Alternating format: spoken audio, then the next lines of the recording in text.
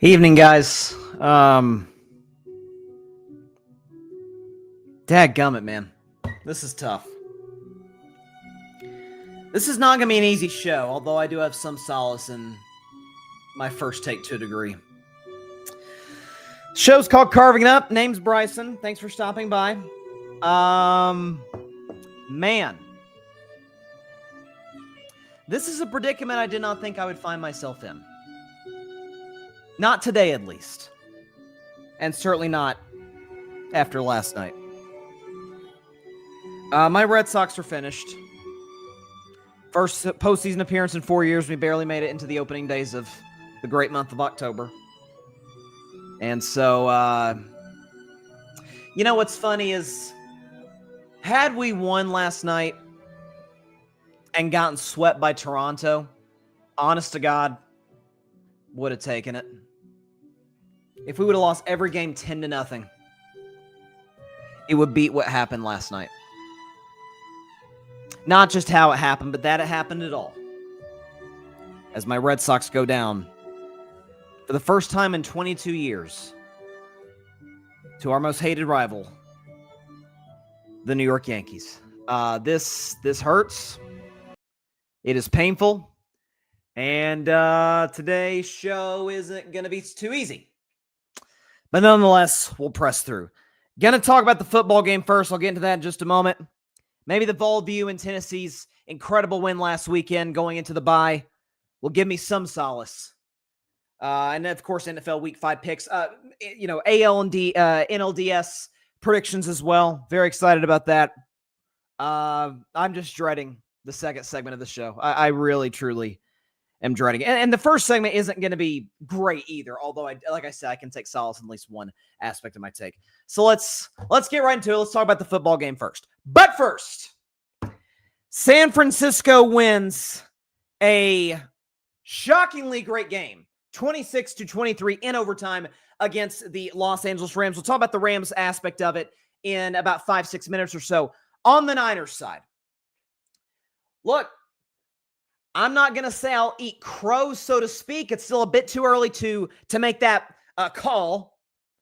However, fair is fair. Last night and thus far, and we'll talk about Matt last night, though. First of all, Mac Jones was excellent. We can show you the numbers. He was excellent.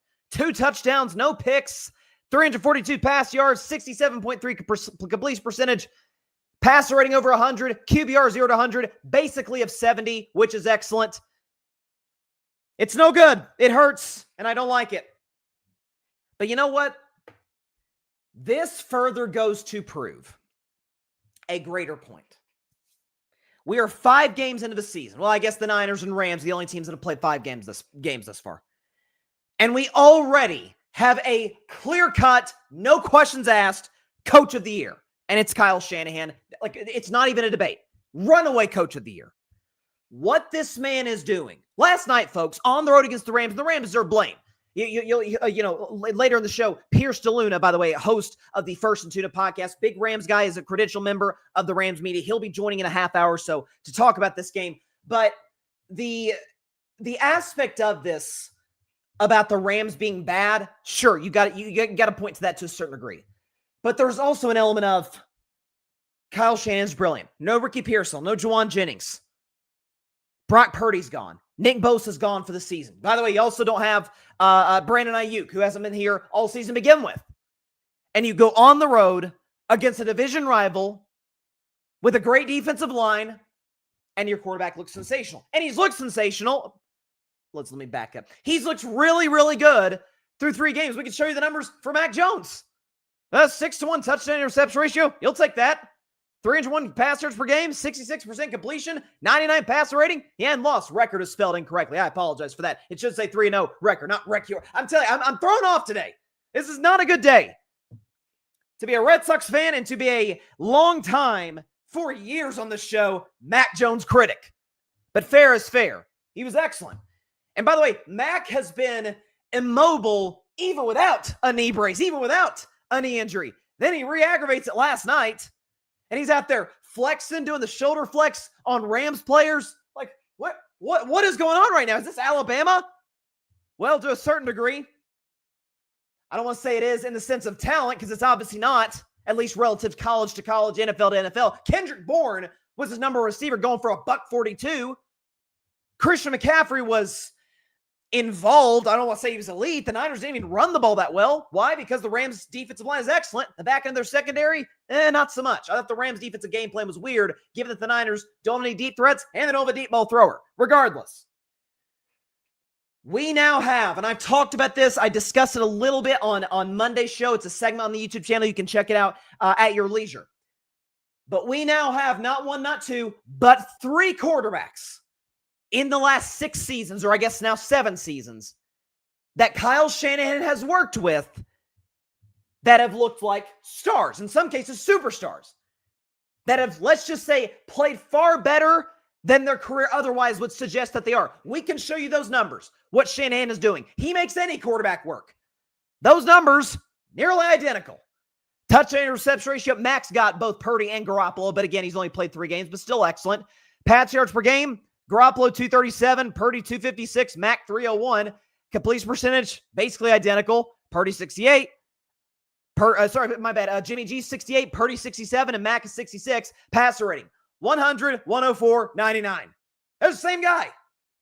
One guy in Jimmy Garoppolo is bouncing around the league, couldn't stay healthy, was a bad playoff quarterback, and Kyle Shanahan got to 2 NFC championship games and a darn Super Bowl and a 10-point lead over the Mahomes and the Chiefs. Brock Purdy's gotten to 2 NFC championship games. Who knows if they win that first one if his elbow doesn't get hurt. Then the second one, they also had a 10-point lead on the Kansas City Chiefs. Had people fooled into thinking Purdy was an MVP candidate. Had people fooled into thinking that Mr. Irrelevant was all of a sudden elite. And now Mac Jones, who the Patriots could not wait to get rid of, who the Jags couldn't wait to get rid of as their darn backup. Who is Trevor Lawrence's backup now? It was Mac Jones last year. He had some moments here and there. Couldn't wait to get him out of the building. Now Kyle Shanahan's making him work. Now Kyle Shanahan is going on the road. Well, on the road in terms of building, not in terms of atmosphere. It's a tradition like any other, as the great Jim Nantz would say. Niners fans just taking over SoFi Stadium. It's unbelievable. Each and every year they do it. But going on the road against an elite team, a team that I believe, and I'll talk about them in a second, is a Super Bowl contender, and winning a football game. Now the Rams beat themselves. The fumble at the goal line late in the fourth quarter, obviously the fourth down call, which we'll touch on. You got to get breaks here your way sometimes, but can you take advantage of those? And to build a 20-7 lead at the half with Mac Jones, I've seen enough. That's your coach of the year. His best pass rusher's out. Top 3 wide receivers are out. Backup quarterback in. And you beat Sean McVay on the Rams road. By the way, and you guys know I love McVay. I have said for a while on this show, Andy Reid's the best coach in football. I kind of think he's in a tier by himself. I think McVay's number 2. Because he's kind of that perfect mix of great play caller and a culture builder. He's like a lesser version of Dan Campbell and Kyle Shanahan mixed into one guy. That's who, and so I love Sean McVay. Kyle Shanahan's 11-7 against him, despite that in the last 6 years or so, really since both teams were a contender, McVay's had far and away the better quarterbacks. He had Jared Goff in that stretch for 2 of those years. If we're talking about 2019 on, Jared Goff for 2 of those years. Matt Stafford now for, this is year 5 for Matt Stafford with the Rams. In that span for Kyle Shanahan, Jimmy Garoppolo, who bounced around the league, can't stay healthy, bad playoff quarterback. Brock Purdy, Mr. Irrelevant, bad without his second, bad. Trailing the second half of games. We've gone over the numbers. Let's do it again. Brock Purdy trailing in the second half of games in the regular season. More touchdowns than picks. Not only more touchdowns than picks, double the touchdowns. Double the picks, the touchdowns. And a 72 rating. Yeah, Kyle Shanahan had people thinking that guy was the MVP 2 years ago. And now Mac Jones, noodle arm, can't move well. By the way, couldn't move that well before the knee injury that he suffered last night. He's playing keep away. He's, understanding that Matt Stafford, as hot as he was last night, the less he has the ball in his hands, the better, especially with Nick Bosa gone for the year. That is your coach of the year. The fact that this team is 4-1, 3-0 in the toughest division in football, wins over Seattle, wins over Arizona, wins over the Rams on the road on a short week with feels like half your roster gone. Certainly half your offensive roster. It's unbelievable. This guy's a wizard. I know people have knocks and I've been one of these people who have had knocks on the Niners special teams. Although last night they were excellent. Eddie Pinheiro was money. All of those things, you have to take those in consideration. I understand people that have knocked Shanahan. 10-point leads in the fourth quarters of Super Bowls against the Patriots when he was the OC in Atlanta. And then both Super Bowls against Mahomes and the Chiefs. 10-point leads in both of those games. I get it. But when it comes to play calling, when it comes to designing a running game, and when it comes to getting the absolute most out of his quarterback, whoever that may be, he's almost unparalleled in the modern NFL. At least among current coaches, I should say. Unbelievable stuff. And here was his quarterback, Mac Jones, after the game, talking about his role as the Niners' backup. I think, they brought me here to play as a backup, and that's my job. And Brock's the starter of this team, and right now he's dealing with something. And for him to go out there last week and play when he probably wasn't at full health, like, he cares about this team. So I'm just trying to get some wins for him so it helps us down the line. And at the end of the day, that's what it's all about. Like, I've been in his position. I've been a starter, and you want your backup to go in there and win, because at the end of the season, that could be the hit or miss between a playoff or not. So, I mean, and if you're a 49ers fan today, you've got to be thinking, okay, we're just going to get healthier. Nick Bosa's not coming back, but Purdy, who I still absolutely think is better than Mac, although it's not by that much. You're going to get Brandon Ayuk back. You're going to get Ricky Pearsall back. You're going to get Juwan Jennings back. Christian McCaffrey not going to win. Hopefully the Niners don't run him into the ground almost out of necessity because he's their only elite offensive playmaker. Robert Saleh's doing an outstanding job of that defense. And we know Saleh can coach defense. He was not a good head coach, great defensive coordinator. And if you look at San Francisco today, okay, we start 3-0 in the division. We're 4-1. I maintain, listen, the Rams are still my pick. I'm not going to bail on the Rams after, one bad showing by their standards and based on the competition against the Niners. I'm not going to bail on the Rams right now.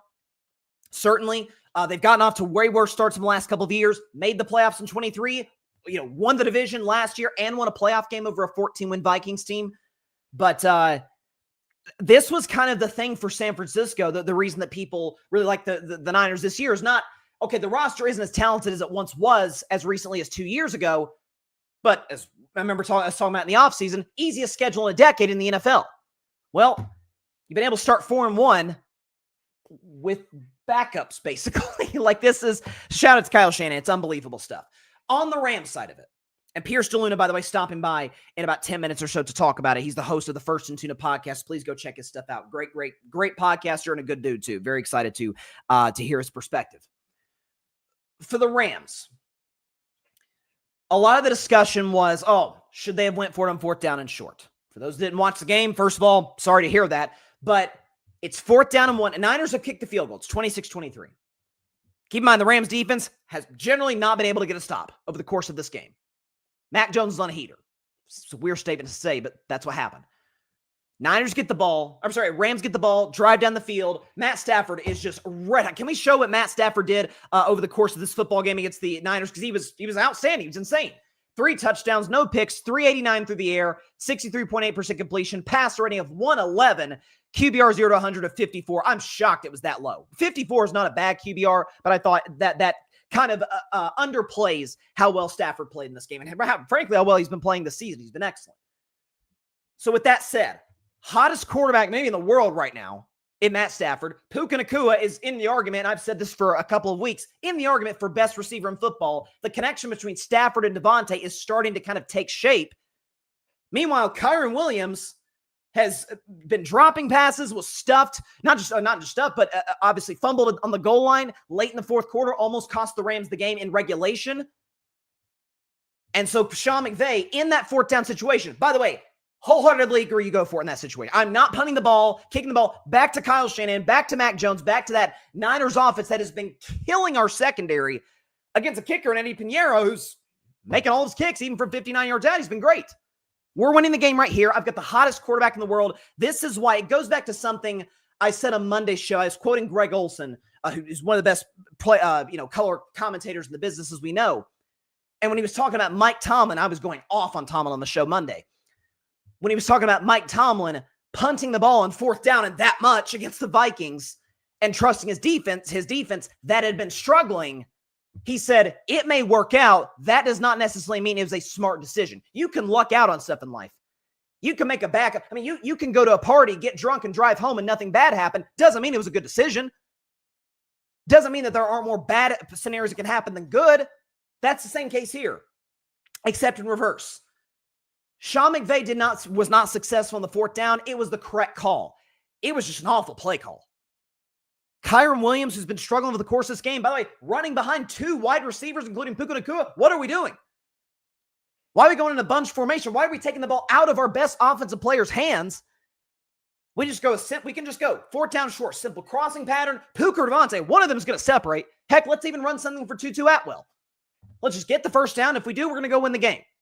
Because Stafford's been hot. The offense has been rolling. The Niners defense is sucking on air at this point, really from the fourth quarter on. So I did not like that call on the part of Sean McVay. I wholeheartily agree with him going for that. You go for the win. You want to take a 4-1 record, 1 game lead in the division over your rival, the 49ers, especially given that San Francisco's beat up, which is why it was a pretty tough loss last night. But you've got to find a way to get the job done. And yeah, I thought that was a strange call. You give the ball to the guy on your offense who probably has the least amount of confidence, who's been struggling the most, the fumbles, the drops. Meanwhile, Matt Stafford is out here with fire coming out of his eyeballs. Puka Nacua is arguably the best receiver in the game. Devontae Adams in the argument for the best number 2 receiver in the game. And they're not even a part of the play other than blocking, basically. That aspect of it was weird. So I was very confused by that. Okay, I'm going to take a drink of water for this one because this is going to suck.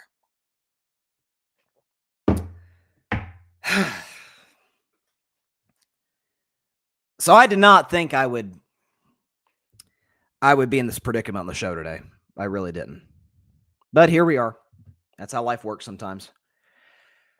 The Red Sox got eliminated last night. My beloved Boston Red Sox got eliminated last night by the New York Yankees. Just making that statement makes me want to barf.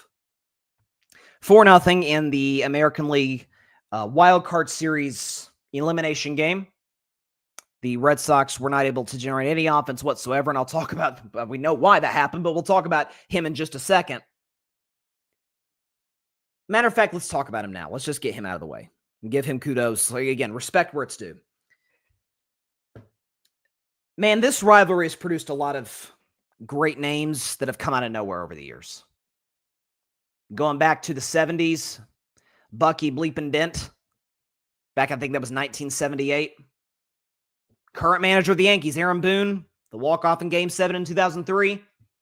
Dave Roberts, now the manager of the Dodgers, the steal in Boston. Game 4 to help propel the Red Sox to a historic, never been done before or since 3-0 comeback. Obviously, David Ortiz made more than one appearance in terms of being the superstar of Red Sox-Yankees rivalry. And add the newest name to that list, Cam Schlittler, who was, this is not hyperbole, and we'll show you why in this graphic, put together one of the greatest starts in the history of Major League Baseball postseason play ever. We can show you the numbers. Last night, 8 innings pitched, 5 hits, no earned runs, 12 strikeouts, no walks. That is the first such game in MLB playoff history. For a guy to go 8 innings, no earned runs, 12 Ks, 0 walks. That has never happened in the long 150-year history of Major League postseason play. That's what Cam Schlittler just did last night. And it's, as a Sox fan, it's got me thinking, shoot. Well, now once Garrett Cole gets back next year, you got Cole, who we know is an ace. Max Fried, who would be an ace in most places other than New York with Cole healthy. And now you got this young guy who made his first start in freaking July, who started the season playing Double-A baseball, who comes in and ends your most hated rival season and sends you to the ALDS against the Toronto Blue Jays. I'll obviously predict all of the division series later on in the show. So kudos where it's due. Because the kid was fan. He's from Boston. Like, objectively, it's a cool story. As a Sox fan, it sucks, but objectively, it's a cool story. On the Red Sox side of it. So here's where I'm at. Coming into the postseason, This is hand to God. I did not expect my team to make a deep run to the World Series or something. Fact of the matter is there were too many injuries. Tanner Houck, Roman Anthony, Marcelo Mayer, go down the list. Bregman missed large stretches of the season. Sox were ravaged by injuries over the course of 2025.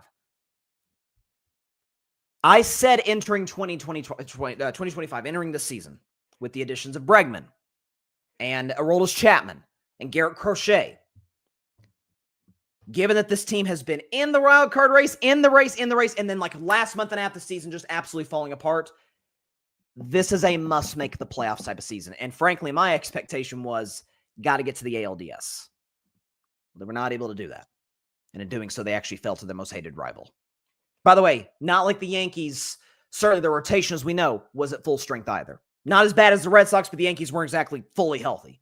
Wasn't the best version of New York. This is going to be one of the more important off seasons in Sox history because I think it's a bit of a crossroads. And what I mean by that is this. You've got guys like Trevor Story, who led you in home runs and steals, and RBIs, I believe, who can opt out of his current deal, be a free agent. Alex Bregman, I think it's almost expected that he'll opt out of the second year of his deal. Of course, he was signed not long before the season started. It looked like I thought he was going to go to the Detroit Tigers. He ends up choosing the Red Sox. I'm glad he did. He can opt out of the second year of his deal. It's likely that he will test free agency, see what the Sox, or how the Sox approach it, and what he gets for offers he gets from other teams. Craig Breslow and this Red Sox front office has, and I think justifiably so, taken a lot of heat from Boston media and Boston fans like myself and my good friend Tim Barner, the host of the Boston Sports Summit. I imagine he's not exactly thrilled with the result last night, because the Red Sox have operated like an organization that's based out of Tampa Bay, Kansas City, Milwaukee, Colorado. They operated like a small market team. That's a large reason that they traded Rafael Devers. I get there was clubhouse stuff. I completely understand that. Would I have still kept Devers? Yeah. Devers ended up having, I believe, 35 homers this year. Could have used that extra power in your lineup, couldn't you? Especially a Yankee killer would have helped.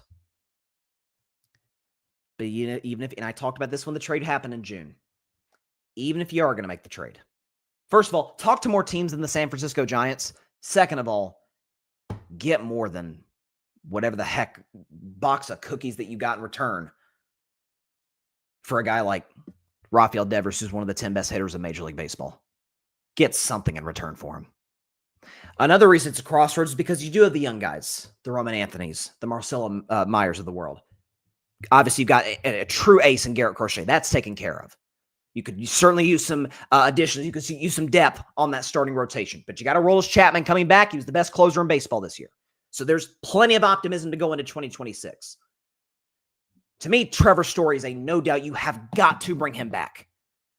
I think the same case can be made for Bregman. If the fact that the front office was divided to begin with on signing him, and he gets hurt this year, if the Sox make other additions this offseason, in particular to the rotation, if they were to add a power hitter in the offseason, then I would get it. I would get letting Bregman walk if they're able to address power, getting a true guy that can hit for power and adding to the rotation, which needs depth. But we're about to see. It's okay, because a glass half full view of the Red Sox 2025 season would be as follows. They did spend more money in this past offseason than they had recently. It's not saying much, but they did. Get off to a rough start. Then once it looks like the season's starting to turn around, you sweep the Yankees in June, and that night, Sunday night, you trade Rafael Devers. And then you get hot, go into the trade deadline as one of the hottest teams in baseball, and you do nothing at the deadline, but then you stay hot. You're actually in the race with the Toronto Blue Jays and the Yankees to steal the AL East, and then you kind of have not a cold, but a lukewarm September. You still get in the postseason, but then you lose. But before that, you obviously lose Meyer, you lose Roman Anthony. You're ravaged by injuries. So, still get in the postseason and get to an elimination game on the road against the Yankees. That's a glass half full view. Glass half empty view is injuries happen. Like you can't control that. Should have kept Devers. Should have been more aggressive at the trade deadline. If you're going to move Rafael Devers at all, get more than what you got for him. So this is going to show a lot this offseason is where the Sox priorities are. If they're going to be willing to outbid other big market teams for big market free agents. To me, Trevor Story is a no doubt you have to have him back. Alex Bregman, I feel the same unless they're able to add to the rotation and bring in a true power hitter. If they can do those things and bring Bregman back, that'd be great, but I find that highly unlikely given how cheap the front office has been. But Mr. Breslow, Sox fans are watching. They're waiting. What you going to do? All right, be back in just 1 minute with Pierce DeLuna, the host of the the First and Tuna podcast. He's a big Rams guy. Very, very excited to have him on the show. He'll be stopping by in just 1 minute on Carving Up Live. Do not go anywhere. You're going to want to hear this conversation with Pierce DeLuna.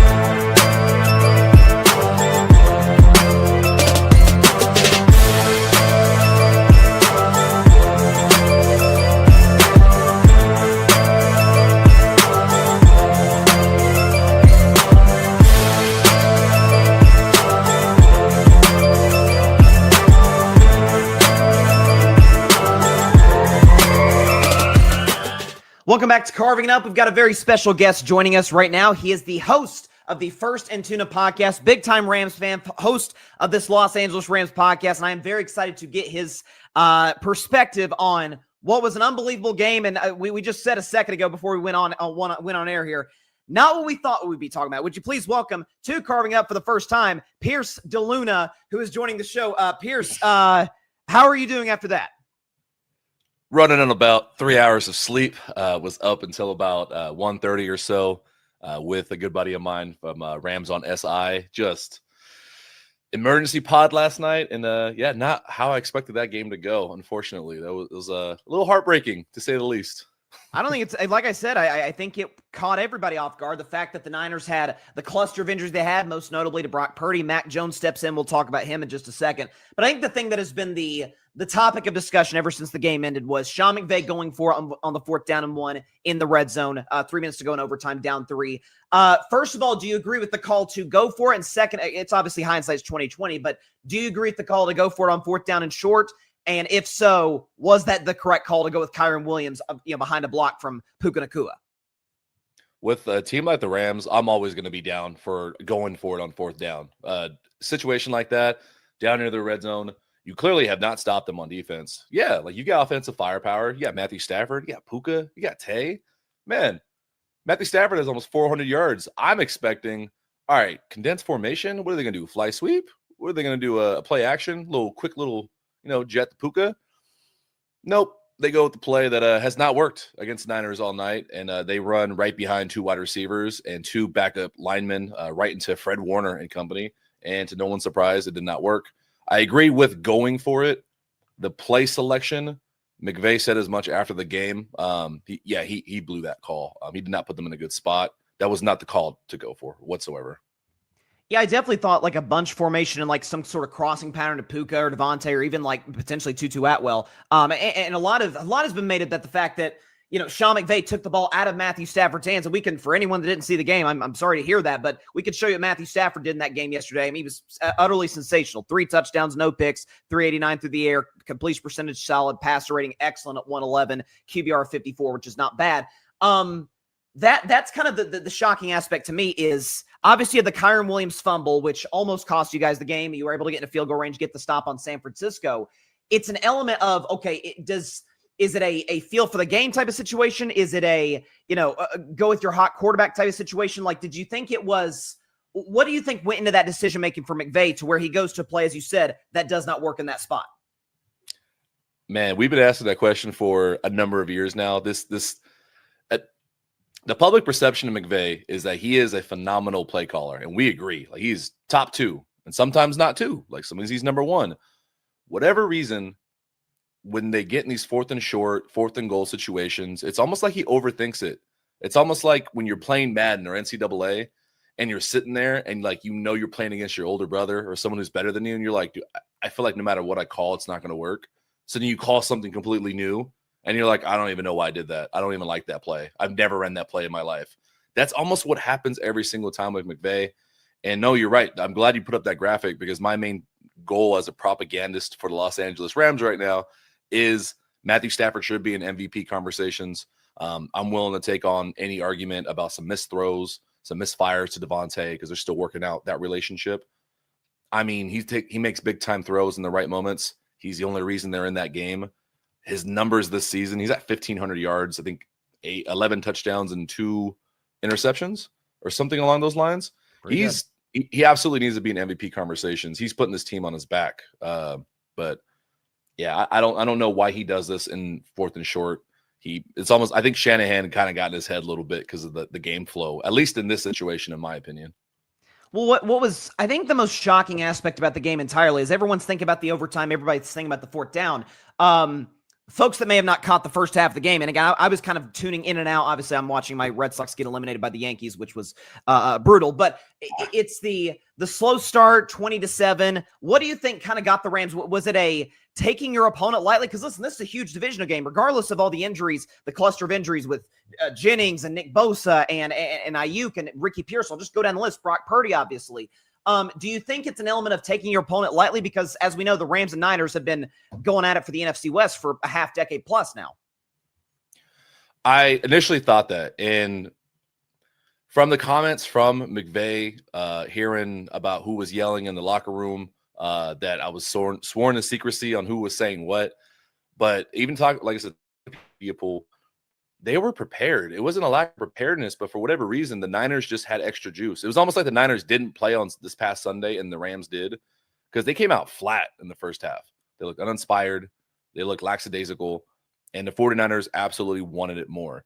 And I almost forgot what I've been telling myself all week. Like, regardless of any injuries, you know this in the AFC North, divisional games throw all other previous context out the window, because you know each other, you hate each other, like you have each other's number, especially when the coaches have been at each other's necks, like you said, for damn near a decade at this point. You can get your team ready to play under any circumstances. And I mentioned this week, last season, we won under similar circumstances. I had to win out the last minute off a big punt return, and now they get their get back. Yeah, this is brutal because it was in prime time, so it stings a lot more.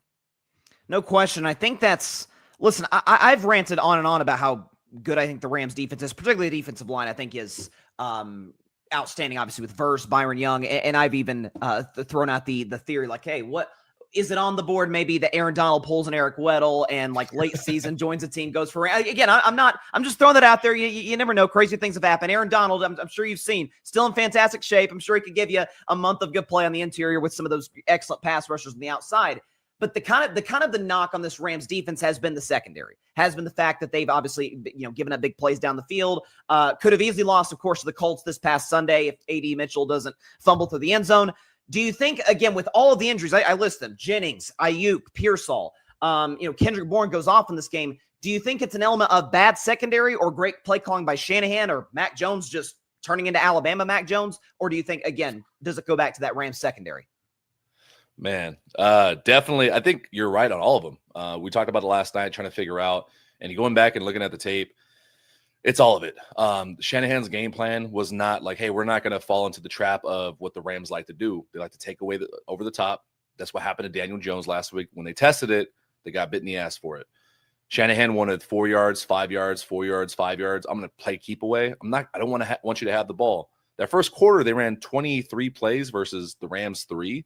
Like, that was exactly what their scheme was. And on the Rams side, it is a combination of the secondary is hurt. We're missing Ahkello Witherspoon. He was our big body physical cornerback, and it's really felt. And unfortunately, the talent-wise is not being realized by the cornerbacks right now. And with that margin of error being so small, it doesn't help when the defensive coordinator seems to kind of be stuck in his own way on this night. He refused to blitz a one-legged Mac Jones where he clearly was hurt and hobbled in the second half. Yep. Look, I'm being reactionary, and I am being that video game like, oh, I would do this in Madden. But I feel like there's some logic between if the guy can't move, I'm going to send cover 1 and cover 0 blitzes. I'm going to test that. I'm going to see what he really can do since we're getting burned by Kendrick Bourne like he's Jerry Rice Jr. I think he had like 140 yards or something. Yep. At that point, change it up, bring some more blitz. It is a perfect storm of all that. Shanahan had his guys prepared. I'm not going to sit here and say, oh, we just lost it. No, Shanahan absolutely had his team prepared. Like, they came out with a game plan and they executed phenomenally.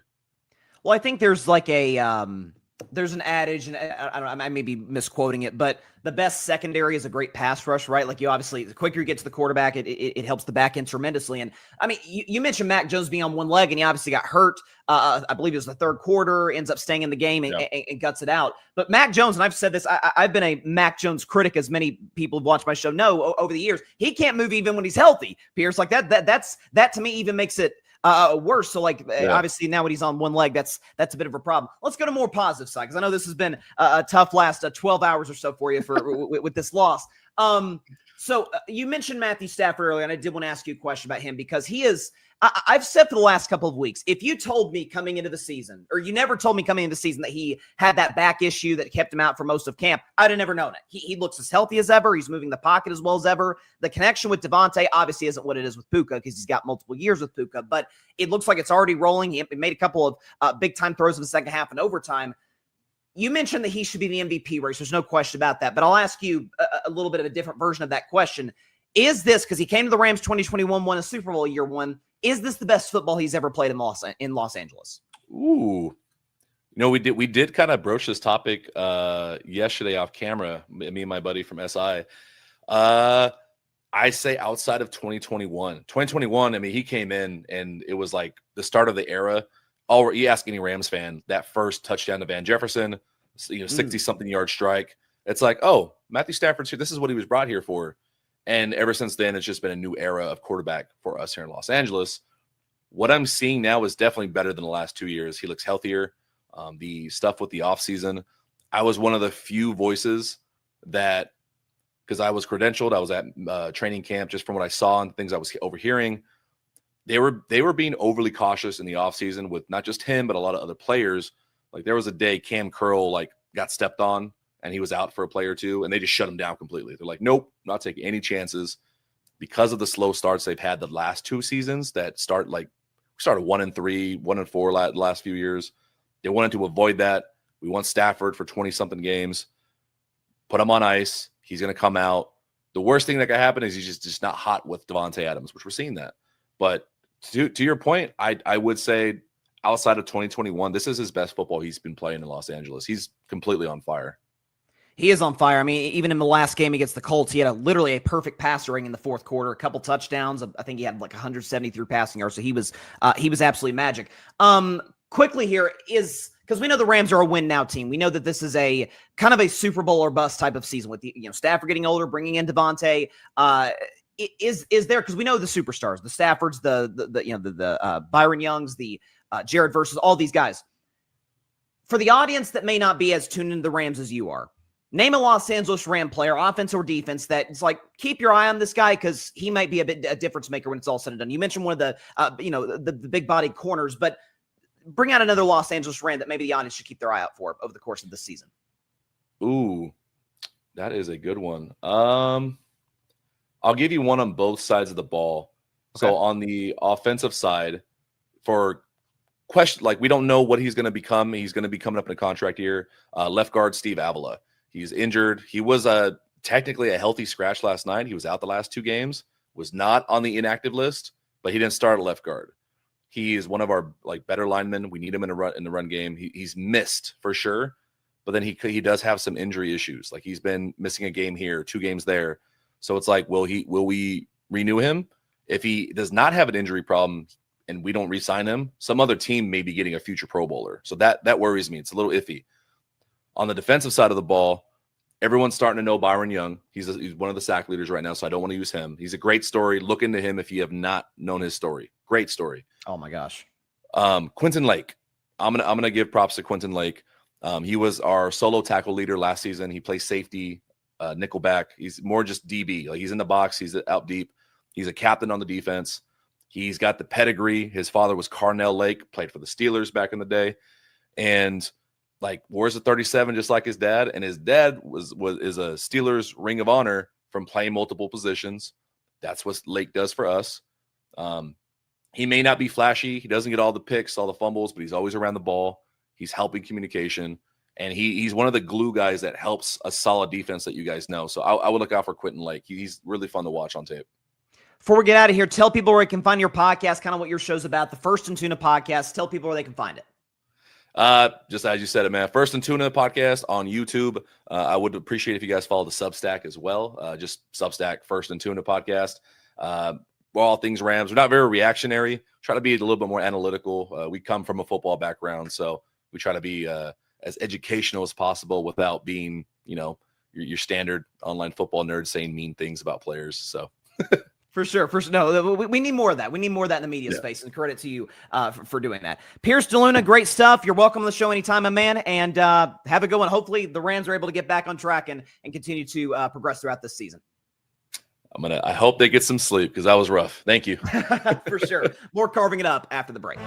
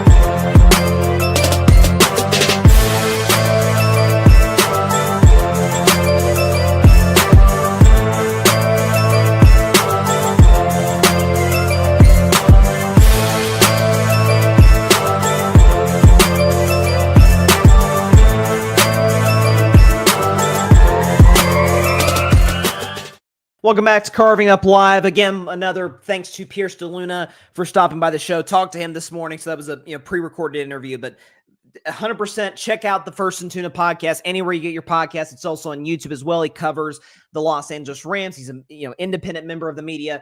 Really good guy. I've checked out his stuff for a while, so it's great to have him on the show, get his perspective, and hopefully we can get him on at some point again in the future to talk about the Los Angeles Rams. Okay, so that's his team, the LA Rams. My team, or at least one of my teams, is the Tennessee Volunteers, and it's a bye week for the Vols. But nonetheless, we're going to do this segment. The Vol View starts right now.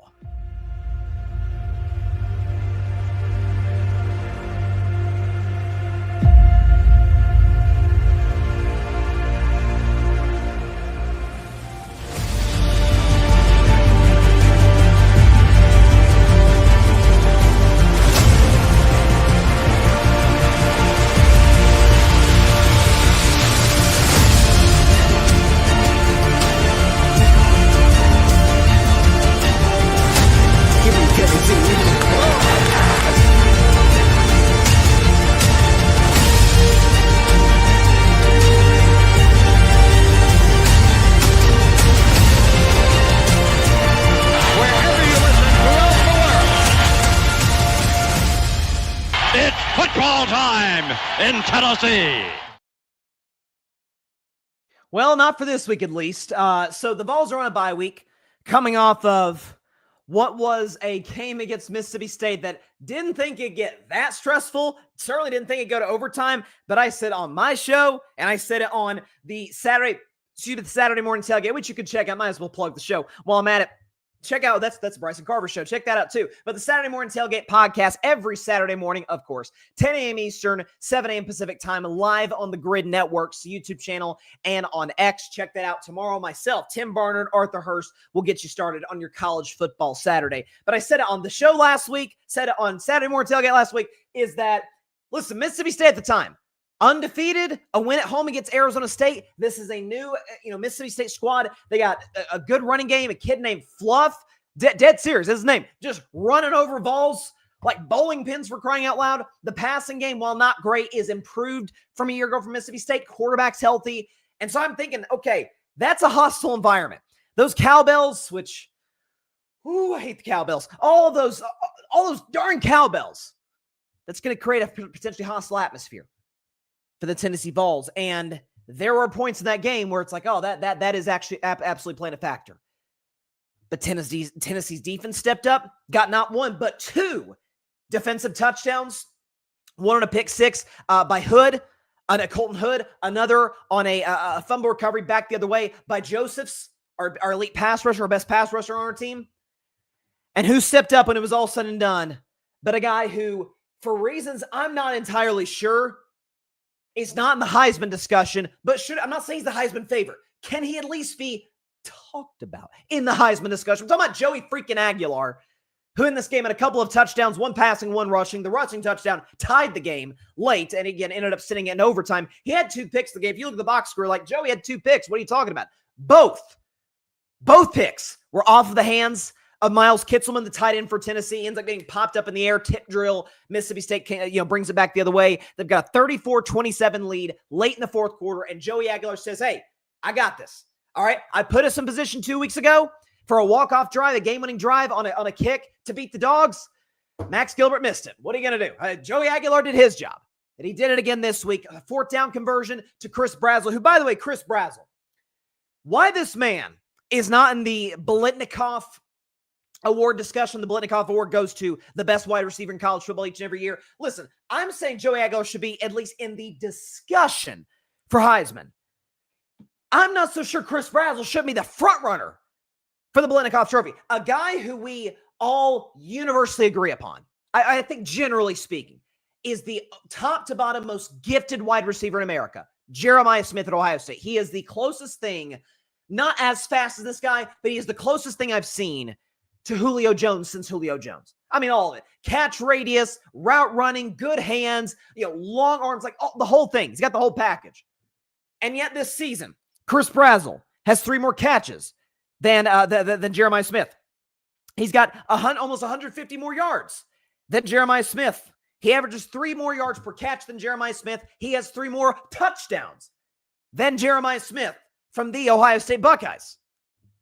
We're talking about a guy who's about 6'4", 6'5", long arms, can fly, runs every route in the route tree, is by the week, putting himself in position to be a first-round pick in the upcoming NFL draft because he brings everything to the table from a physical perspective and standpoint, brings all the physical traits to the table, is a true number 1 wide receiver in the Southeastern Conference for one of the top offenses in college football that can run it with Deshaun Bishop, that can, has other guys such as Star Thomas, obviously. This is a real Tennessee offense. The question is moving forward as Tennessee's in the bye week. Can they get this defense right? Can Tim Banks, the defensive coordinator for this team, can he get this unit going in the right direction? Because they've struggled to a degree. The 34 points given up against Mississippi State. Now, some of that is on special teams. Some of that is short fields that the Bulldogs got on special teams errors, a fumbled punt early in the game, interceptions from Joey Aguilar that weren't Joey Aguilar's fault. They went through the hands of Miles Kitselman. 34 points given up to Mississippi State, and obviously 44 rather, given up against the Georgia Bulldogs. The question is moving forward. Can they be able to get stops against the following teams? So they open up with Arkansas out of the bye week next week. That should be a win. But Alabama on the road in Tuscaloosa, by the way, with Ty Simpson, Ryan Williams, and those guys looked pretty good last week in between the hedges against Georgia. Can they be able to get stops against Oklahoma on November 1st? I say November 1st because it's in all likelihood that John Mateer will be back from injury at that point. Guy is, I think, one of the 5 best quarterbacks in college football. Matier's been fantastic, as good as I thought he would be, and more for the Sooners. Then you go down the list, last game of the season. I think we're going to beat this team because I think their defense sucks, but they got a gamer at quarterback in Diego Pavia, talking about the Vanderbilt Commodores last week of the regular season. Maybe, who knows, maybe playoff implications for the Vols in that spot. So the offense, it's as good as ever. You are getting a level of production, and particularly on deep balls, by Joey Aguilar that you have not gotten since Hendon Hooker back in 2022. The run game has always been a part of Josh Heupel's system. Early on when Heupel became the coach at Tennessee back in 2021, it's like, a lot of screen passes. They throw it all over the field at Tennessee. No, it's established by the run game because the defense has to respect it to a certain degree, or it's going to be death by 1,000 cuts. Josh Heupel can beat you any way he wants, except for the last couple of years when you had Joe Milton, who has the greatest arm that God ever gave a man, but he's not accurate and didn't see the field well. And the same case can be made about Nico Iamaleava, who, by the way, at UCLA has yet to lead a game this season. That's neither here nor there. Joey Aguilar, he does see the field well. He can throw the deep ball with the best of them in the SEC. He does have guys like Chris Brazzell and Mike Matthews and Braylon Staley and a tight end Miles Kitselman who needs to bounce back from the drops and a run game and an offensive line. David Sanders back at right tackle. So this week's edition of the Ball View, a little bit of a shorter edition than usual because it is a bye week for Tennessee, but they certainly should feel good about where they're at. Listen, you're in a spot where, okay, 4-1, should have beaten Georgia, didn't. Okay, move on. It's a 12-team playoff. Still have room for error. Got a big-time road win. Establish a real sense of confidence that we can win these close games on the road in the SEC, because you're going to need that to go on the road to Alabama, to go on the road later in the season against a bad team, but a team that's kind of owned you in Gainesville, the Florida Gators. So I feel good about the Vols moving forward. I said after that Georgia game, I'm like, that looks like a college football playoff team. I've said the 3 toughest games the rest of the year for Tennessee: Bama, which is on the road; Oklahoma, that's a home game; and Florida. The only reason I say Florida over Vanderbilt is because Tennessee has not beaten Florida in Gainesville, I'm not kidding, in 22 years. If you can go 2-1 in those games, win the rest of the games you should, 10-2, you're in the playoff. No questions asked. And so in this week's edition of the Ball View, Tennessee should feel good about where they're at. Going to a bye week, home game against Arkansas. Let's take care of business against the Razorbacks, who, by the way, just fired their head coach, and move forward from there. So that is it for this week's edition of the Ball View.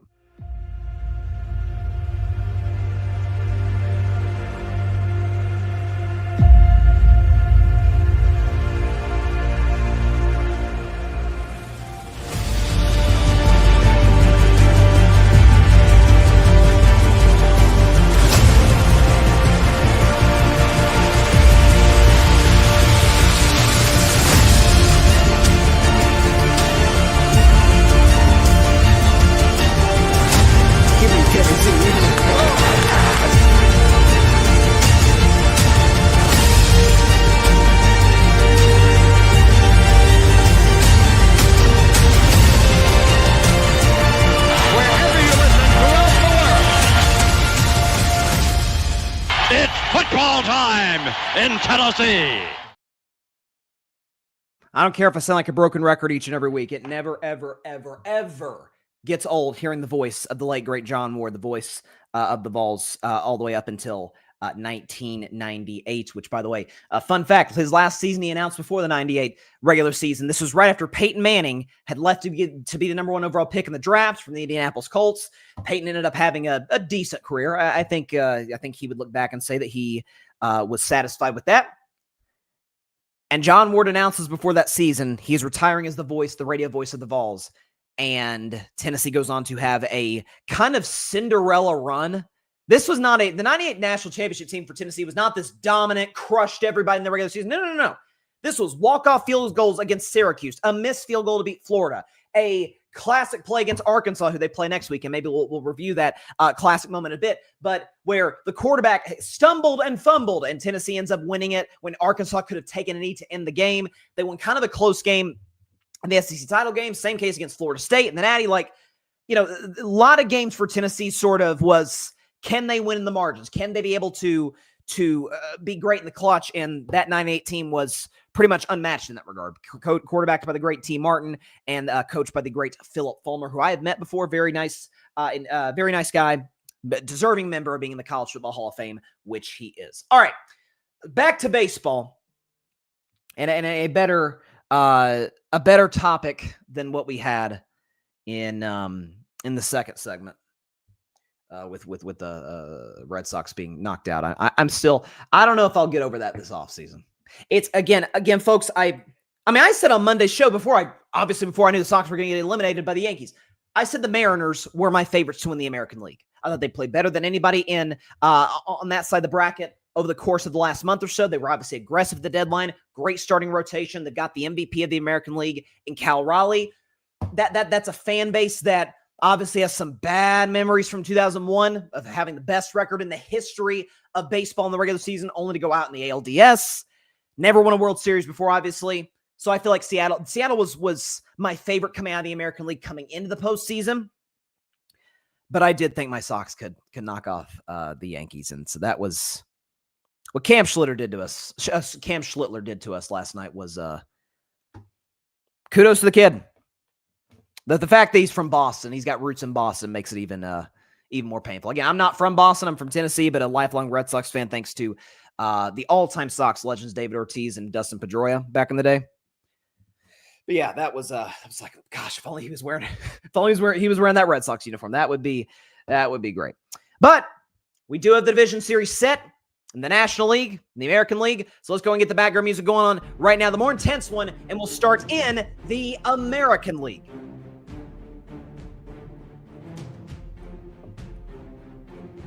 All right, so starting, let's just get it out. Let's just get over with.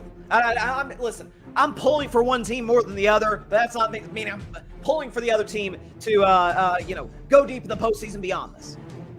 It's an AL East battle that does not feature my Red Sox. New York Yankees, against the Toronto Blue Jays. Don't love them. Don't love either of them. Hope whoever wins this series gets swept in the ALCS. But Toronto, obviously the number one seed in the American League. Both teams, by the way, had the exact same record, 94 and 68. Yankees got hot down the stretch. Looks like the Blue Jays were faltering a little bit. My Sox actually beat Toronto 2 out of 3 games in Toronto last week, which makes it even more painful because it's like, oh, okay, maybe we could have. Nope. Yankees got hot down the stretch. Blue Jays were able to just eke out the division, getting the tiebreaker because they had the better head-to-head record over the Yankees. So when you look at New York, you say even without the likes of a Garrett Cole, still got a pretty darn good rotation. Max Fried was awesome in Game 1 against the Sox. I think Aaron Boone, if you saw his decision-making last night, he learned, shouldn't have pulled Max Fried as early as I did because the Red Sox lineup ended up taking advantage of the Yankees' bullpen in late innings. So you got Max Fried. You got Rodon. Now you got this kid, Cam Schlittler, who looks like he's going to be looks like he might be a future ace in Major League Baseball. It's unbelievable. On the Toronto side, the top of that lineup, you're talking about George Springer. You're talking about Vlad Guerrero Jr. You're talking about Bo Bichette, who's been amazing this year. I think again, when it comes down to pitching, starting rotation, Yankees probably have the advantage. Here's the problem. The Yankees' greatest weapon, one of the best in Major League Baseball over the last decade, Aaron Judge. I know he had a decent series, all things considered. He batted 400 in 3 games. You'll obviously take that. Did Aaron Judge against the Boston Red Sox. But over the course of his baseball career, in October, in the postseason, he bats just a hair over 200. He's a shell of himself. I expect that to continue. I think Toronto has looked no further than one of the greatest moments in modern postseason history, the Jose Bautista Game 5 bat flip against Texas in 2015. That was a decade ago. Can't believe it's been that long ago since that happened. Toronto has been dying for big-level postseason baseball, ALDS on, for some time now. That home field advantage is going to be crazy. Give me the Blue Jays in the spot. 3-1, best of 5 series, 3-1 over the New York Yankees. Toronto will advance to the ALCS. I hope they get swept after that. But obviously, if you're a gun to my head, you're making me choose between the two of them. I'm obviously going to go with literally anybody over the New York Yankees. Staying in the American League. A fascinating series. Detroit Tigers, Seattle Mariners. Detroit has had just a roller coaster last 50 days. But if you think about it, late August, it's like, oh, they're going to win. They're going to run away with the AL Central. They very well might and potentially should get the top seed in the American League. The road to the Fall Classic is going to go through Comerica Park. Nope. Up 12.5 games, the Guardians end up blowing it. But then they turn around against the Guardians on the road in Cleveland and take them out. End up eliminating them yesterday in a best-of-3 series in 3 games. So credit to A.J. Hinch, credit to that entire Detroit Tigers team for reeling it in, for calming down, for being able to put themselves in a position mentally where they can overcome that stump of crap, the team we just choked to, that now we're having to play them in Cleveland. And they were able to get the job done yesterday against the Guardians and knock out that team. On the other side for Seattle, obviously, as I mentioned, great pitching rotation. They've got, to me, with respect to Aaron Judge, clearly the MVP of the American League in Kyle Raleigh, 60 home runs. The man's a catcher out here hitting for as much power as any player in AL history other than Roger Maris and Aaron Judge. It's unbelievable.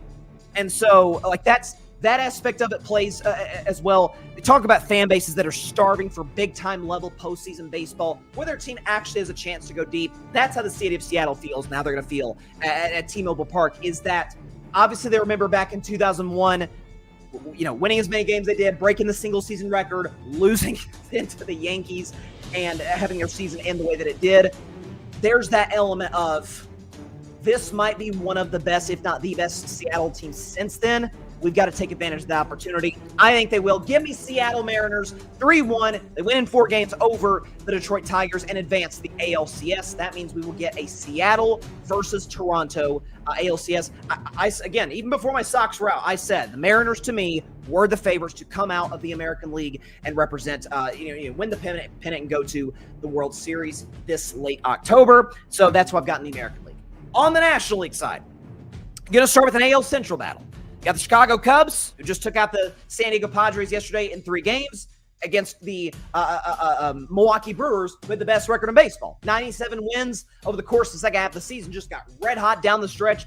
Listen, I say before every baseball season that, when everyone goes through, okay, division by division, what do you think it's going to look like? And every year in the Central, Cubs obviously made some moves in the offseason, getting Kyle Tucker, guys like that. They were aggressive.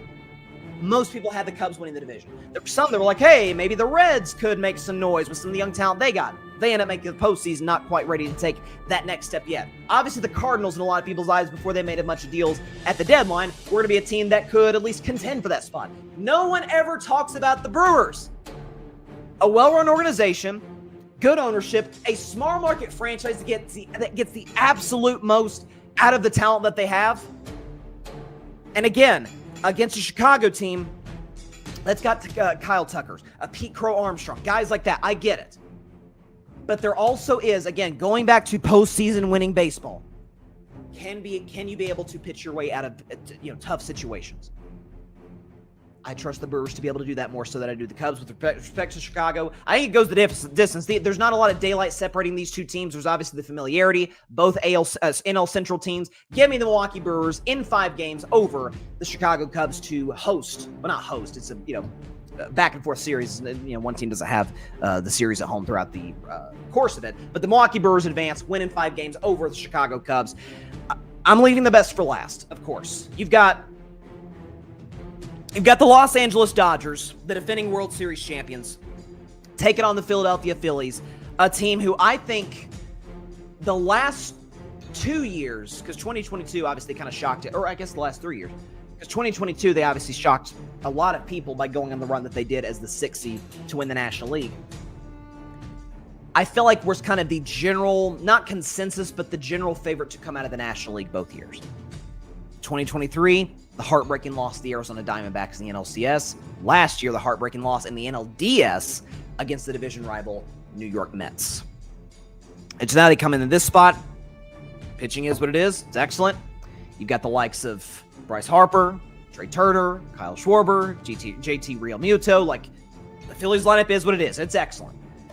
On the other side for the Dodgers, you've got the stars of Betts and Freeman. And of course, the best player in Major League Baseball, guys, should win yet another MVP, his 2nd straight NL MVP in Shohei Ohtani, who, by the way, very well might pitch in this series and could be the difference, because the number one concern, I said it going into the postseason, that I have about the Dodgers, their bullpen struggles. Even, again, they won the series against the Reds relatively easily, as I think we all kind of thought they would.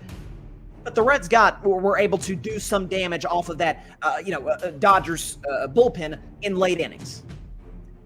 The Phillies lineup ain't the Reds lineup. There is power. There's speed, obviously, on the base pass with Trey Turner. A lot of postseason experience, World Series experience. In the case of Kyle Schwarber, I guess, yeah, a bunch of guys in this Phillies team went to the World Series in 22, but Schwarber obviously won a title in 2016 with the Chicago Cubs. Like, they've got as much postseason experience as any team in the postseason that has not won it. The Dodgers obviously are the defending champions. I know this is going against what I've said in the last 3 series, in that best pitching staff wins out, because that's how postseason baseball works more times than not. But there's an element of 2 things. One, championship pedigree. The Dodgers obviously have. They won 2 World Series since 2020. Gone a number of NLCS series since then. But also there's the pick integrity. I picked the Dodgers to go back-to-back coming into the season. We have not had a back-to-back World Series champion this century. And so I think the Dodgers will put themselves in a position where they can at least make that happen. It goes the distance. Goes to a decisive Game 5. But the Dodgers win in the end. Shohei Ohtani, how well he will pitch in the series, assuming he pitches in the series, will determine the outcome. Dodgers in 5 over the Philadelphia Phillies. So that's what I've got. So back to the American League. I've got the Blue Jays over the Yankees in 4, the Mariners over the Tigers in 4, the Brewers over the Cubs in 5, and last but not least, what will probably be the best series is the Dodgers over the Phillies in 5. Very excited for the division series. Not looking forward to Yankees Blue Jays because it's a lose-lose either way. Of course, I mean it's you're rooting for the lesser of 2 evils. Do I root for, or rather, do I root against the team that is, kind of underachieved in the postseason the last few years and underachieves just in terms of their regular season production in the Toronto Blue Jays? Do I root against the team that I've despised since I was a boy, the New York Yankees? Yeah, I'm rooting against that team. That's a no-brainer. That's a no-brainer. It's kind of like my buddy Barry Grant Jr., shout out to him. I remember us having a conversation during the 2022 finals because I'm a diehard Warriors fan. He's a diehard Lakers fan. And the 2022 finals was a lose-lose for him. It's like, okay, either the Warriors win, and I despise the Warriors, or the Celtics win, and I really hate the Celtics. And I remember him saying, like, telling me on the show back in 2022, like, I can't win here. I'm not really that thrilled either way based on who wins. And that's kind of how I feel about this Yankees Blue Jays series. Thank God it's in the ALDS and not in the LCS, where I have to see one of them in the World Series guaranteed. Okay.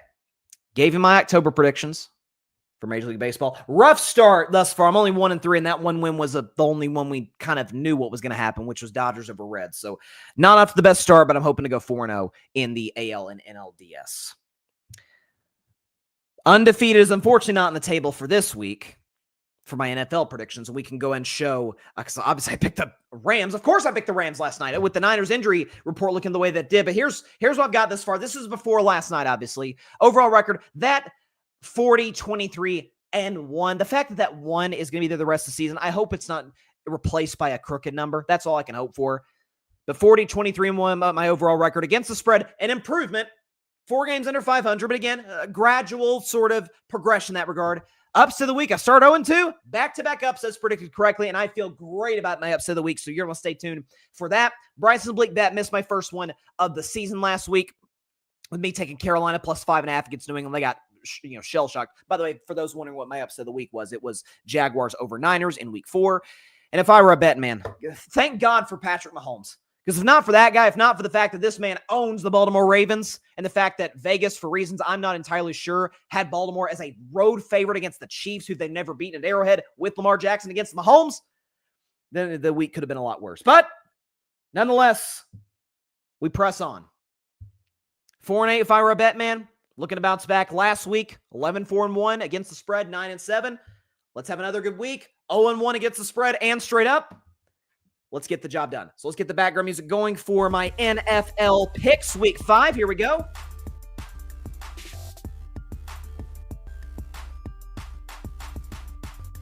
All right.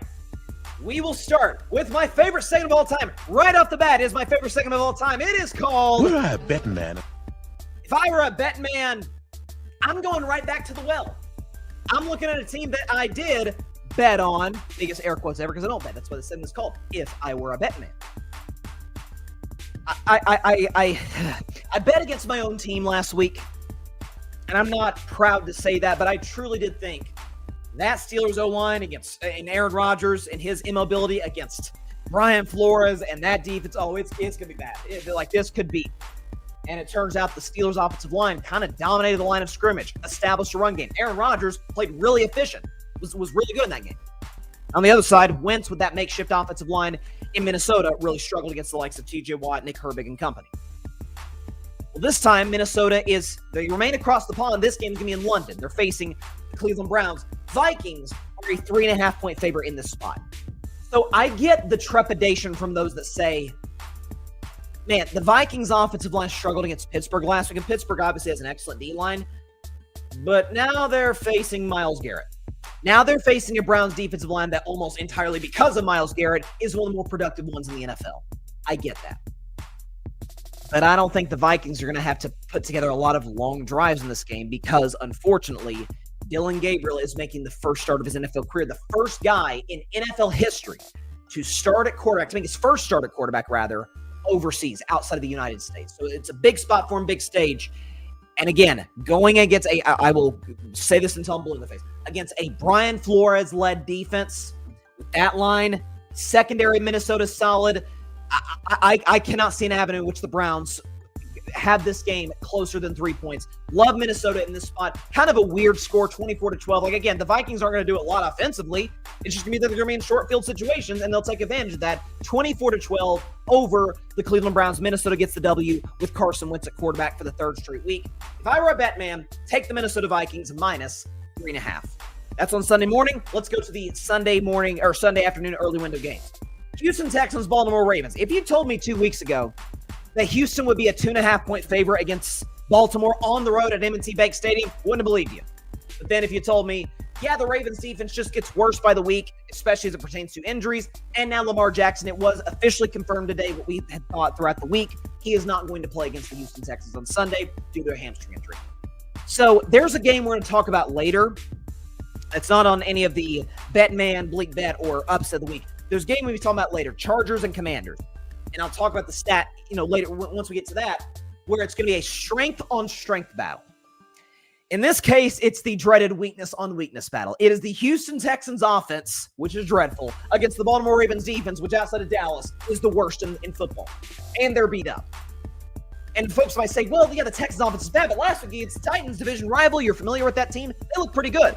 No. This is why I say, watch the games. They won that game 26-0.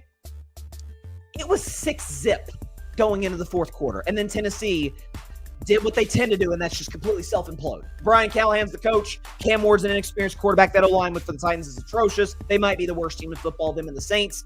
Houston took advantage of that. Well, now Houston's in a spot where, 0-3 start, did what we were supposed to do against the Tennessee Titans. Now, beat up Baltimore Ravens team, and I called this before the season. The weirdest backup quarterback signing I think I've ever seen. Cooper Rush as Lamar Jackson's backup has nothing to do with Cooper Rush's talent level, has nothing to do with the fact that Cooper Rush has a winning record as a starting quarterback in the NFL. He's an excellent backup. Did some good stuff for Dallas backing up Dak Prescott whenever he had to come in relief of Dak. He's just not similar to Lamar Jackson stylistically at all. You want your backup quarterback, you don't have to adjust that much, adjust your scheme that much to the backup coming in for your starter. Cooper Rush is a strict pocket passer. Lamar is a very good passer for the pocket, but obviously part of what makes him special is his scrambling ability. Cooper Rush does not bring that to the table. Cooper Rush has a decent arm, not as good as Lamar. Cooper Rush does not see the field quite as well as Lamar Jackson does. And for as little mistakes as Cooper Rush makes, Lamar Jackson is one of the least mistake-prone quarterbacks in the NFL. Maybe the least mistake-prone. And so the fact that this Houston Texans defense, which is far and away the strength of their team, is going to get the opportunity to just load the box against Derrick Henry, who the Ravens are almost assuredly going to force feed the ball to, leads me to believe the Texans will win this game on the road in Baltimore. Give me 26-21, Houston minus 2.5 over the Baltimore Ravens. It's not Bryson Bleak bad. I don't feel great about it, but I do think there's an aspect of, I'm not sure Baltimore can stop anybody. And of course, the Steelers fan, I'm obviously pulling for Houston because now we knew the Browns were bad. Bengals are atrocious without Joe Burrow, of course, as we all knew that. And now, are the Steelers going to have a clear path to the AFC North just by virtue of quarterback injuries? Well, certainly I'm not glad that those injuries happen, but you got to take advantage when those opportunities present themselves. What are you going to do? All right, next game. Excuse me. We got the New York Giants going on the road to NOLA to take on the Saints. New Orleans is a 1.5 point favorite at home. So here's the thing. Unless they're playing the Titans, the Saints have not earned the right to be a favorite at any point this season. They haven't earned it. Not only are they 0-4, they look awful doing it. Played poorly against the Arizona Cardinals. Week 2, again, that was the first Mac Jones big game, but yeah, they let Mac Jones have a big game. Week 3, they get just housed by Seattle in Seattle. That was one of my favorite if I were a Bettin Man games of all time. And then last week, the Buffalo Bills played their B- game and still won the game by double digits. Like New Orleans had every opportunity to win that game, or at least to be in the game, could not take advantage. Spencer Rattler is 0 for 10 in his career, 0 and 10 in his career as a starter. Why should he be a favorite against Jackson Dart, who I get it? Malik Neighbors is gone for the Giants. But with as much as the Saints defensive line has struggled against the likes of Brian Burns and Abdul Carter and those monsters on that Giants defensive line, I think Jackson Dart has another solid game. Cam Scadaboo, expect him to get a lot of touches. Give me the Giants in this game, 22-17, plus 1.5. I'm shocked. If it were Giants minus like 2 or something, certainly if it was minus 3, I'd feel like this is Bryson Bleak bet. I get maybe one might make the case that without Malik Neighbors, the Giants have earned the right to be road favorites. I get that. It should be like New York minus 1. Like that's what it should be. But instead, get Giants plus 1.5. You'll take that. Give me the G-Men 22-17 over the New Orleans Saints. It is now time for Bryson's Bleak bet. It's one game each and every week I have absolutely zero confidence in predicting, but hey, you got to predict them all. I don't like this one at all.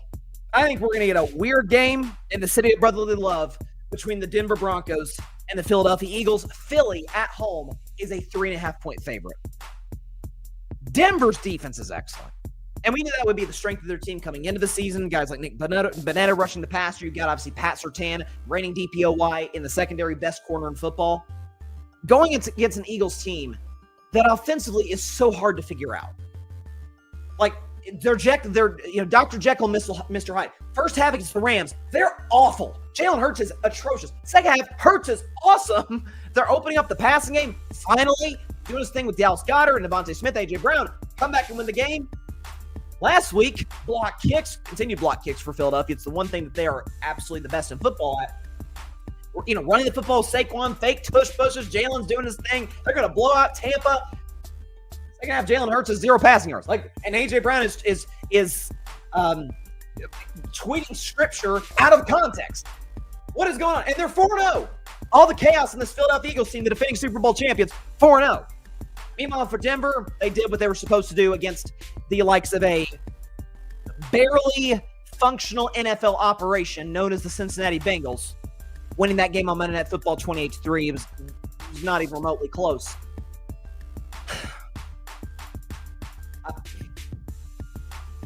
Because of how close their games have been this season,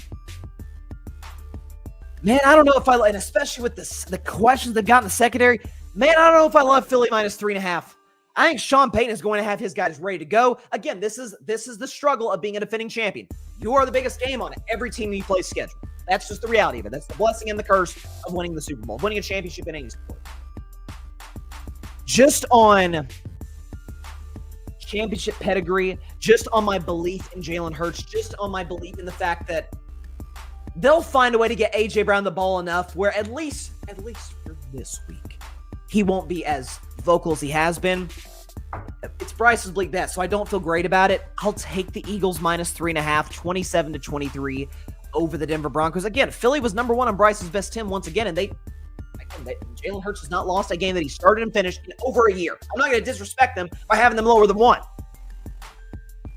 But I don't know. This has a weird feel about it. I feel like I'm going to come in on Monday's show and be like, that was an odd game in Philadelphia on Sunday. We'll see what happens. Wouldn't bet it. Give me the Eagles minus 3.5. I wouldn't bet this one either. This was almost Bryce's Bleak bet. Dallas Cowboys, New York Jets from the Meadowlands. Dallas is a 2.5-point favorite. So Cowboys right now offensively are just ravaged with injuries. So we know CeeDee Lamb is out. We know Tyler Guyton is out. And now they're also missing Devontae Turpin, who's their excellent kick returner, punt returner, and then sometimes they use on offense. So the Cowboys offense is ravaged by injuries. And obviously the Jets now, Braylon Allen was announced this morning. He's going to be out like 8 to 10 weeks. So they're probably going to put him on IR if they haven't already. So both teams are in desperate need of a win. The Jets, not in the sense of contending for the playoffs, because they're not at that point yet. Aaron Glenn needs to get a win at some point. And listen, I am as big of an Aaron Glenn fan as there is out there. I think he is cut from the Dan Campbell claw in terms of building a culture. Love Aaron Glenn. But Aaron Glenn's a defensive coach, and the Jets defense has been bad. I guess a less skeptical person could say they've given up less points each and every game that they played. I guess that's a sign of progress. That's something. They were able to generate some offense, albeit against a bad Dolphins defense. It's not like Dallas defense is much better. Matter of fact, worse in the league in terms of yards average given up per game. On the other side, though, Dallas's offense is the best in the league in terms of average yards gained per game. This has a bit of a for Dallas. You're feeling good. I mean, you tell me how both teams should feel, Cowboys, Packers, after that tie last week. Cowboys players are smiling. Dak is joking around with the media at the presser. He's like his old jovial self. Packers players are like scowling. It was a moral win for Dallas. It was a tie, but it was a moral win. Will they let their guard down against the sorry, good-for-nothing 0-4 Jets? Dak won't allow them to. I think Schottenheimer will put in another good game plan. This will be a high-scoring game because both defenses aren't very good. But give me the Cowboys to win this game 34-28 over the New York Jets. Again, this was almost the Bryson Bleak bet game. I am going with Dallas. I don't love 2.5, but I'll take it. 34-28 over the New York Jets. Miami Dolphins, Carolina Panthers from Charlotte. The Panthers are the Dolphins on the road are a 1.5 favorite. So both teams are in weird spots. You got 2 one-win teams. Dolphins got their first dub of the season this past Monday, but in the process, they ended up losing Tyreek Hill to a nasty dislocated knee for the remainder of 2025, and who knows for how much of 2026. The 2 played solid against the Jets. Again, that is a bad defense. They were able to establish a run game to a certain degree. Carolina on the other side, they're going to be without Chuba Hubbard. They're going to be without their bell cow running back. There's certain feelings I get, especially early in the season with rookies. You know, Ashton Genty had that big game last week. You know, averaged 6 yards a carry, over 100 yards, 3 touchdowns against the Chicago Bears.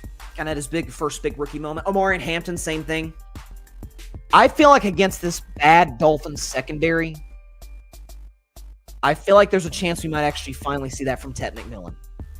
And so with that said, give me the Carolina Panthers to win this game at home. Carolina plus 1.5 and to win. I'm going to stand a walk-off field goal. Bryce Young leads a game-winning drive 23-20 over the Miami Dolphins.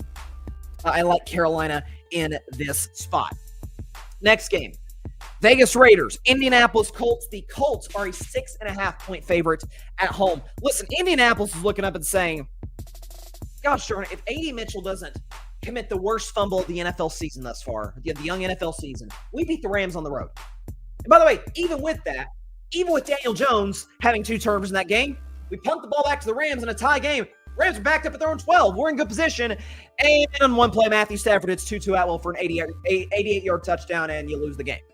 So the Colts are looking for an opportunity to bounce back, get to 4-1, stay atop the AFC South. And on the other side, obviously, for the Vegas Raiders, they just need to win. They need something to feel good about themselves. Geno Smith, who's got more interceptions than touchdowns, 7 picks, 6 touchdowns.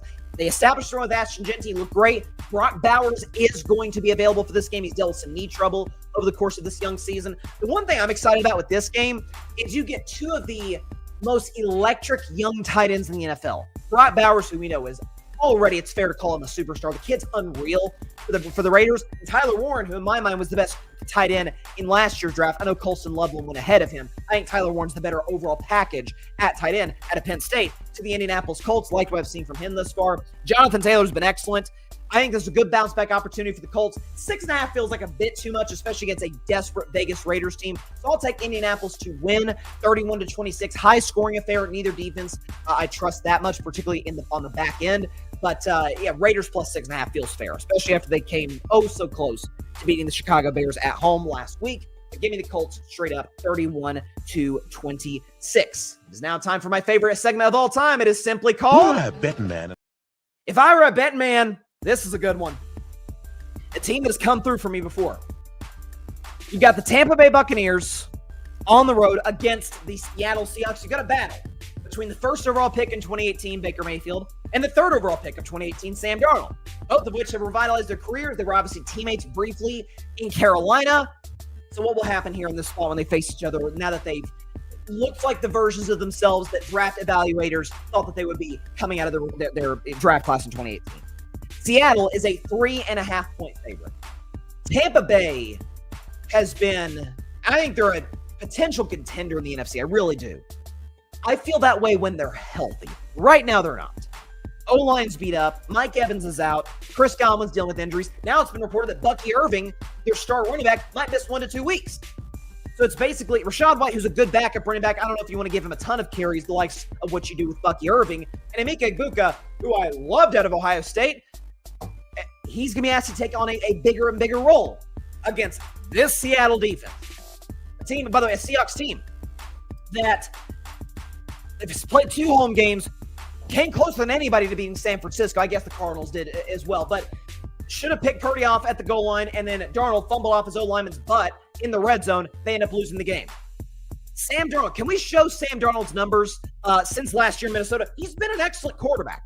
40 touchdowns, 14 picks, 5,200 yards, passer rating of 103, and he's 17-4. 17-4. 14-3 last year with the Vikings before, obviously, the playoff loss to the Rams. And now he's 3-1 with Seattle. QBX done a good job with this offense. You've got Jackson Smith and Jigba against a Tampa Bay secondary that I don't really trust against Smith and Jigba. So I like the Seahawks in this spot. If I were a bet man, give me the Seattle Seahawks minus 3.5, 30-23 over the Bucs. I think extra time to rest against this Bucs defense. I really like Seattle in the spot. If I were a bet man, give me Seattle minus 3.5. Going on to the next game. Oh boy, this team's bad. The Tennessee Titans going on the road to take on the Arizona Cardinals. Cardinals are a 7.5 point favorite. So if you don't think the Saints are the worst team in football, you probably say that because you think the Titans are. They might have the worst coach in football in Brian Callahan, whose game management on a weekly basis never ceases to amaze me with how 12-year-olds playing Madden can out-execute this guy, just in terms of clock management, game management, down distance, all of it. You got Cam Ward going to the media saying, yeah, we're ass. We're terrible. We're a bad football team. It's not good. Meanwhile, for Arizona, similar to Seattle, extra time rest because they obviously played the Seahawks 10 days ago at the time of the game. It's a Cardinals team that, has talent. Love what they have in terms of their personnel on the defensive side. Offensively, Marvin Harrison Jr., who kind of bounced back from a rough first half, rough start to the season with a big catch, obviously, against Seattle. Trey McBride is one of the better young tight ends in the NFL. Cardinals do have some injuries at running back, so that is a concern. And Kyler Murray, bit of a roller coaster in terms of his overall consistency. My big knock on the Cardinals has been they're not great situational. Week 1, if not for a drop touchdown, they might potentially lose to the Saints in Week 1 in the Superdome. Week 2, they almost blow a 27-3 lead over the Panthers. Week 3, they end up having a 2-point lead late against San Francisco. Zay Jones dropped. Mac Jones goes down, puts the Niners in position to walk off with a field goal, which they do. And then last week, come back from down 14 against the Seahawks, and they botch the kick. The ball goes short of the 20-yard line. Seattle's got a short field, and they end up winning. My question is, I don't think that question is going to be answered this week, is can the Cardinals be able to win close games? I don't think it's going to be answered this week because I think the Titans are awful. The question, can the Cardinals answer this, is can they play a start-to-finish excellent game? I will give them the benefit of the doubt because, again, I love their defensive personnel and I hate the Titans' offensive personnel. So give me the Arizona Cardinals a W in blowout fashion. 31-14 over Tennessee, minus 7.5, and they get the W. They get to 3-2 on the season. Fun matchup here. Washington Commanders taking on the Los Angeles Chargers. LA is a 2.5 point favorite at home. Great news for Washington. Jaden Daniels back into the lineup. Terry McLaurin likely not back into the lineup. So Washington still ravaged with injuries. The fact of the matter is this. put up 41 of the Vegas Raiders with Marcus Mariota and 27 on the Atlanta Falcons with Marcus Mariota, who's a good backup, but of course, as we all know, is no Jaden Daniels. So he'll bring a pop, an explosiveness to this offense that they haven't had the last couple of weeks. Hopefully, he's healthier than he's been. For the Chargers, speaking of health issues, it's ravaged both their offensive line and defensive line. Offensive line, obviously, Rashawn Slater before the season, but Joe Alt goes down with an ankle injury. Who knows how long he'll be out? Big guy, what is he, 6'8", 6'9", large man, high ankle sprain. That's a concern in terms of long-term sustainability. And then obviously on the defensive side, Khalil Mack got hurt early in the season. Who knows when he will be back? This is going to be a game where the Chargers defense is going to have to really step up and set up this Chargers offense in short fields, because the fact of the matter is, as great as Justin Herbert has been this season, that game against the Giants defensive line last week, he had almost no time to throw. On the Washington side, defense is pretty bad. It's bad. Geno Smith had his moments against that team. Last week, Michael Penix Jr. comes off of a 30-0 shellacking at the hands of the Carolina Panthers, torches the Washington defense throughout. And I like Penix, by the way, but still, that was almost too quick of a turnaround for me to give all credit to Penix and not some of that being, Washington's got some personnel issues, particularly in their secondary, and some injuries up front that concern me. The fun part about it is this, because I teased this earlier in the segment, is the fact that you get a strength-on-strength battle.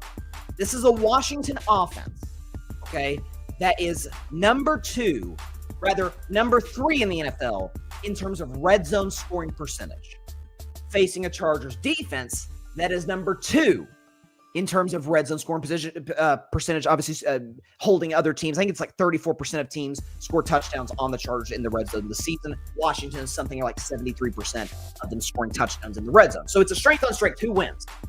And I believe in these spots, when you have a shortened field, when you have a situation where the play calling's got to be darn near perfect, sometimes great players just have to make great plays. And Jaden Daniels' mobility, I think, will neutralize any advantage that the Chargers might have in their secondary, particularly with the likes of Derwin James. So I actually like the Commanders to win a little bit of a weird game, 25-22 over the Los Angeles Chargers. They get the dub in Los Angeles to get to 3-2. Chargers suffer their second straight loss. It's just too many injuries up front. If Joe Alt were healthy, if Khalil Mack were healthy, I'd probably go with the LA Chargers, given how many injuries that Washington has. I like the Commanders in the spot, 25-22.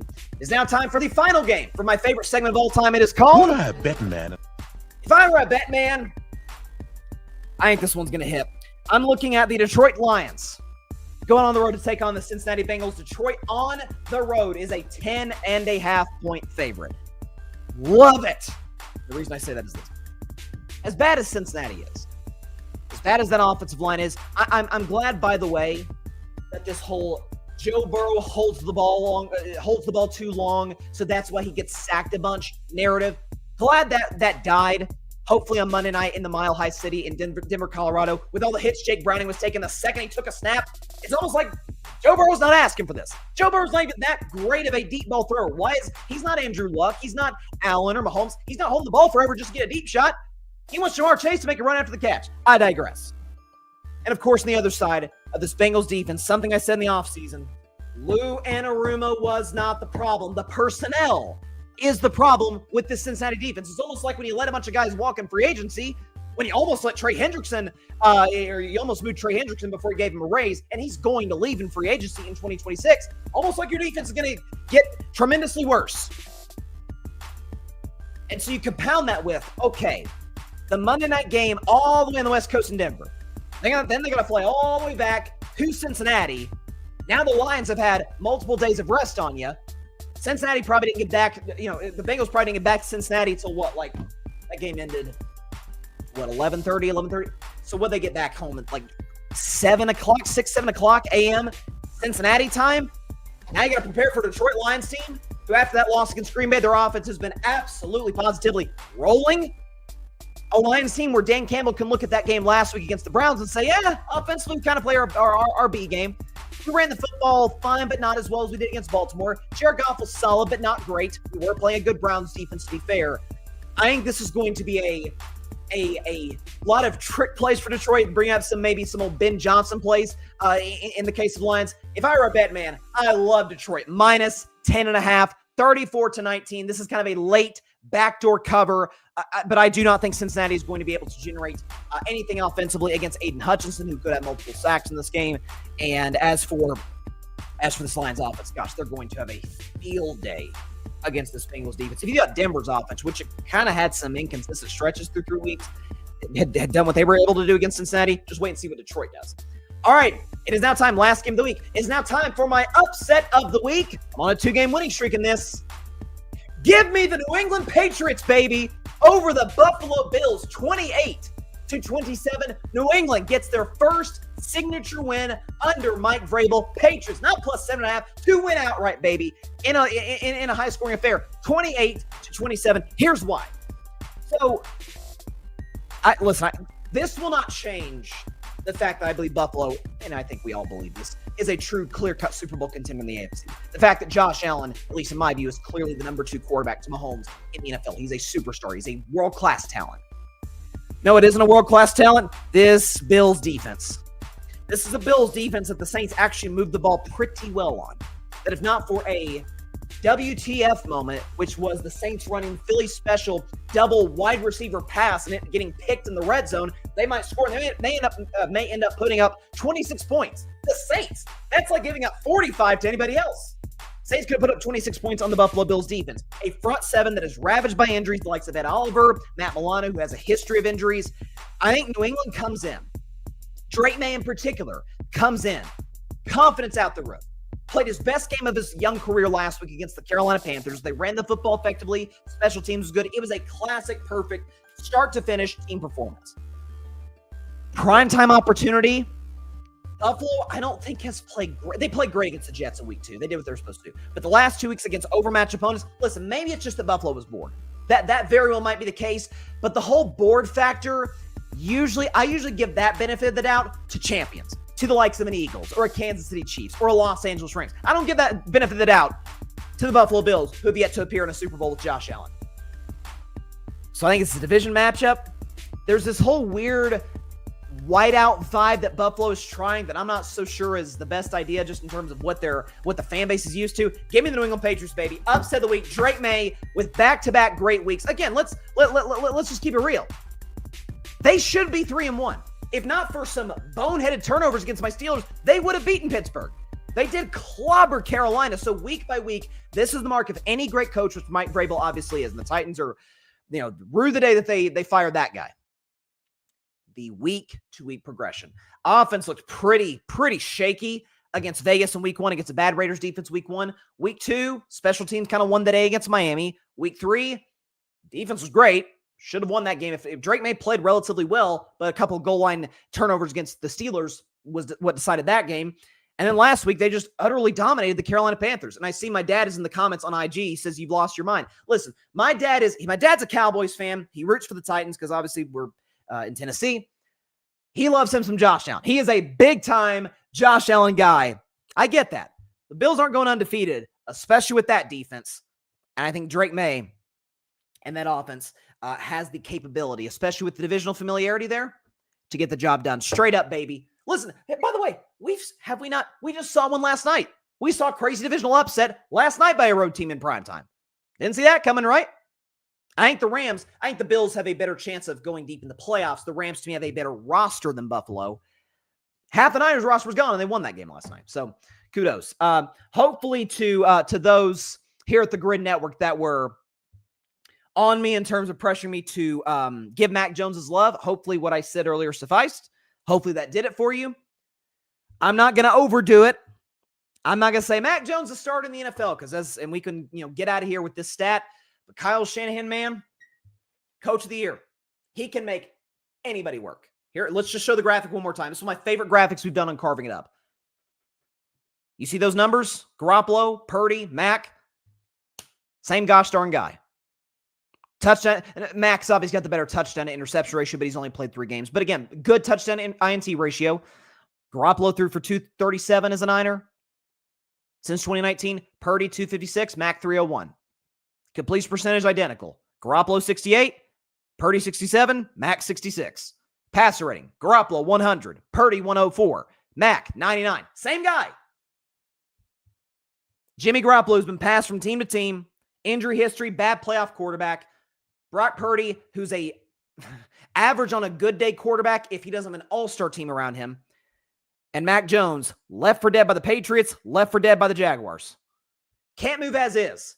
And suffered a knee injury. Coach of the year, Kyle Shanahan. No questions asked. All right. That is all the time we have for today's show. Want to thank once again Pierce DeLuna of the First and Tuna podcast. You can check him out wherever podcasts are available to listen. YouTube, Apple, Spotify, everywhere you get your podcasts. Check him out. Hopefully we can get him on the show at some point again in the future. Great guy, great content creator, independent member of the media covering the LA Rams. Does a fantastic job. Thanks to him for this morning on low sleep, for being able to wake up West Coast time, do about 15 minutes of the show with me. Shout out to him. Had some fun on the show tonight. Red Sox segment. Got through it. Powered through it.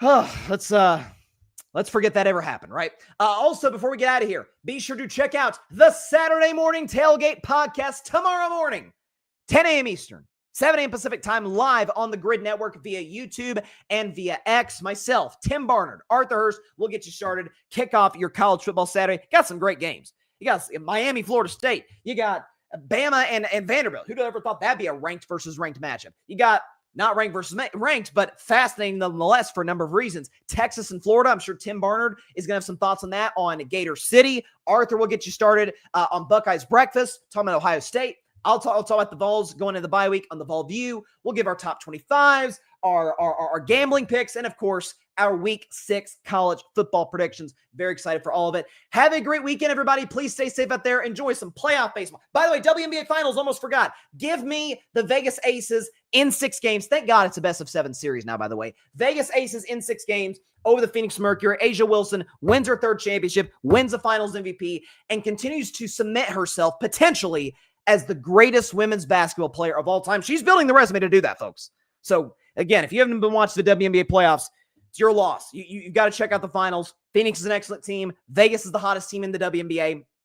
A'ja Wilson, yet another league MVP, which I believe is her 4th, if I'm not mistaken. She's unbelievable. So Vegas Aces in 6. So check out the WNBA finals. Check out the Major League Baseball postseason, college football weekend, NFL Week 5, all kinds of stuff going on. And basketball starts in 2.5 weeks.